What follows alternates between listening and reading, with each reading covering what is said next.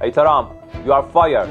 ሰላም ጤና ይስጥልኝ። አቤል አበሻ ኒውስ ነው። ዛሬ ግንቦት 1 ቀን 2018 ዓ.ም በመካከለኛ ምስራቅ እጅግ አስደንጋጭ ክስተቶች ተከስተዋል። ሁለቱ ሀገራት በሰላም እየተነጋገሩ ባሉበት በዚህ ሰዓት የአሜሪካ ባህር ኃይል ሁለት የኢራን ግዙፍ የነዳጅ መርከቦችን መምታቱን በይፋ አስታውቋል።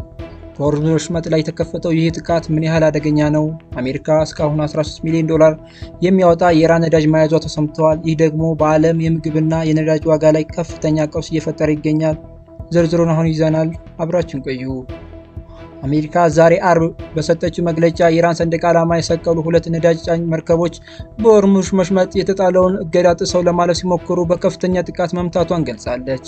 የአሜሪካ ማዕከላዊ እዝ የቪዲዮ ማስረጃን ጭምር በመያዝ እንደገለጸው ተዋጊ አውሮፕላኖች መርከቦቹ ኢላማ አድርገዋል። መርከቦቹ ከመመታታቸው በፊት ማስጠንቀቂያ ተሰጥቷቸው የነበረ ቢሆንም ባለመቀበላቸው ምክንያት እርምጃ ተወስዶባቸዋል። የኢራን ፋሪስ የዜና ወኪል በበኩሉ በሆርሙዝ መተላለፊያ ላይ በሁለቱ ኃይሎች መካከል ቀጥተኛ ግጭቶች ማካሄዳቸው አረጋግጧል። ኢራን ይህንን ድርጊት ወታደራዊ ጀብደኝነት ስትል ፈርጀዋለች። አሜሪካ ከሚያዝያ 5 ቀን ጀምሮ በጣለችው ጥብቅ እገዳ እስካሁን ከ70 በላይ መርከቦችን አግዳለች። እነዚህ መርከቦች 166 ቢሊዮን በርሜል ነዳጅ የጫኑ ሲሆን ዋጋቸውም ከ13 ቢሊዮን ዶላር በላይ እንደሆነ ተገልጿል።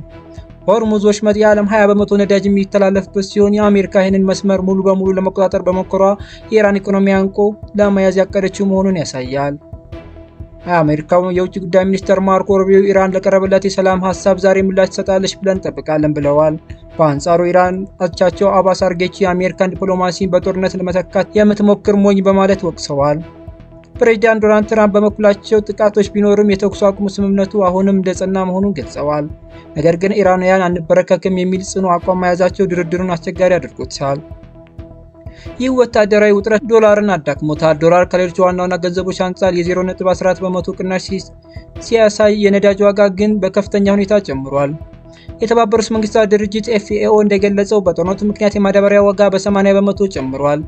ይህም በዓለም አቀፍ ደረጃ የምግብ ዋጋ ለሶስተኛ ተከታታይ ወር እንዲጨምር ምክንያት ሆኗል። ክቡራትና ክቡራን፣ ዓለም በአሁኑ ወቅት በከፍተኛ ስጋት ላይ ትገኛለች። አሜሪካና ኢራን ወደ ሙሉ ጦርነት ይገቡ ይሆን ወይስ የዛሬው ምላሽ ሰላምን ያመጣል? በጉዳዩ ላይ ያላችሁ አስተያየት ጻፉልኝ። አቤል አበሻ ኒውስ ነበርኩ። ሰላም ቆዩ።